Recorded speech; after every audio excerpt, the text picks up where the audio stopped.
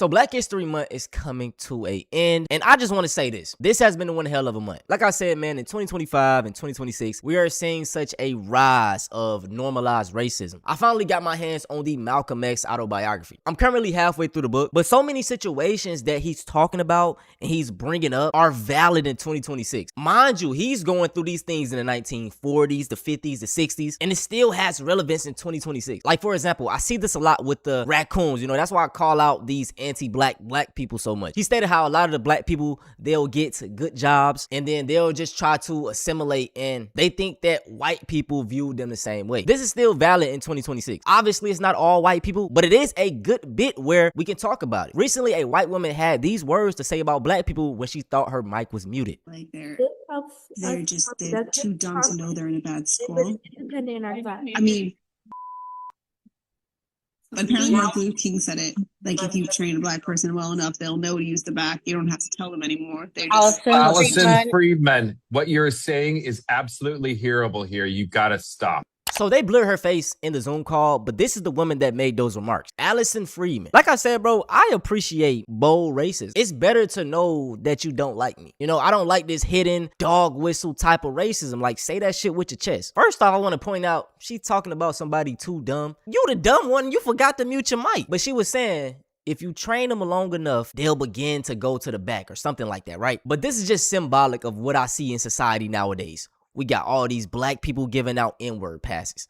We got black people saying, I'm black and I didn't find it offensive. We got all these, it's not that deep. Constantly training you to take disrespect and take racism. And just like Malcolm X stated, a lot of these people will never, see us in the same light as them. They'll always look down on us. The video of that white professor talking about black people is exactly how white people are when there aren't people of color around. If you haven't seen it, this white woman could be heard in the middle of a Zoom meeting interrupting because her mic was not muted. She said things like, these kids are too dumb to know that they're in a bad school, or that's how it is with black people. You teach them to sit at the back of the bus. Eventually, I guess they fall in line. Basically saying that if you can break down black people's confidence enough, they won't even try to fight back. While she has since come out. And I don't know if y'all watched the remake of the show Bel Air. That is embodied perfectly in that show. Carlton, the character in that show, he's around all of these white people. He's assimilated. So it's a scene where in the locker room, Carlton's around all his white friends and they're listening to Bobby Shmurda, right? And the white dudes are all saying the N-word. Will busts in like, what the fuck? What y'all on, right? He's mad, like rightfully so. Carlton is just like, bro, chill, it's not that deep. Something that we see in today's society. But I also look at it in the other lens as well. Carlton was one of the only black people in that school. When he first joined, he probably was fighting all day, telling people to stop. But over time, you get tired of fighting. We've been talking about it forever and shit just still, But you have to keep, what I'm saying? You got to continue to buck at it. No matter what. Out saying, oh, I was actually trying to explain systemic racism to my child. Nah. I know for a fact that this is not true. And the reason is, like I said at the start of the video, this is how white people talk about black people or brown people when it's just white people, when they're in the comfort of their own homes. I have literally heard it. It is a very consistent pattern among white people. Also, if you were explaining systemic racism to your child, you would not use it that way. You would not explain it in those terms. You would focus on an empathetic approach about how society tries to break down black individuals. But the way she said it was definitely not that way. Let me know what you think, and you should go watch the video yourself. And I want to show love to this young lady. She uses her platform as a perfect example to call out racism and to call out the things that she see in her, own life. And whether you realize it or not, man, a lot of white people, y'all do have a privilege. More people will listen to y'all talk about things than they will listen to it from us. Society worldwide has always taught that white is good, black is bad. So if they hear something coming from, a white brother, they're going to hear you out more. So if you are white and you do want to make a change, bruh, speak out sometimes. Do your research, talk out about it. You might make some of your friends mad, but fuck them niggas. A fan yells a slur as a black student takes a free throw at a high school basketball game. Take a listen. See if the referee talking to him got in his head. Lefty shoots, and he bricks.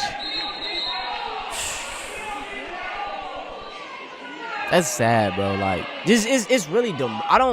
Like I said, I have tough skin. I have really tough skin because, like I said, I've been dealing with this shit since I was 10, 11 playing a game. So I kind of got numb to the N-word. I've always had my rebuttals, though. I always would get on a nigga if they called me that shit. But as a non-black person, you don't understand how demoralizing it is. Like, there's a stigma that words, don't break you. But it do to some people. Okay? Like, it does. This was Goodrich versus Kearsley in Michigan. I think I'm saying that in high school right, but it happened a couple of days ago.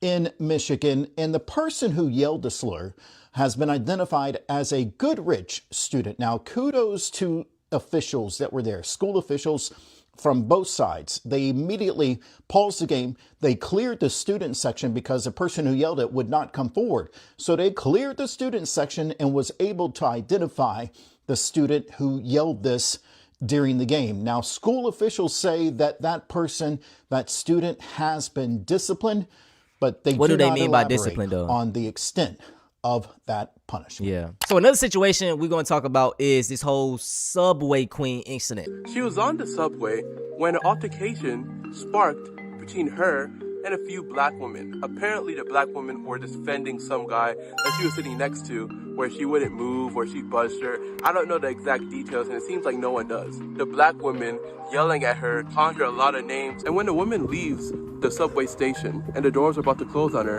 and the black women are still yelling insults to her, she says the N-word hard R and then leaves as the doors close. Now this sparked a whole dialogue on if she was valid for saying the N-word, since the black women were yelling at her and calling her names. So after the incident, the girl ended up getting on camera and doing videos. Look at these comments. As a black woman, you had every right to call those hood rats that word.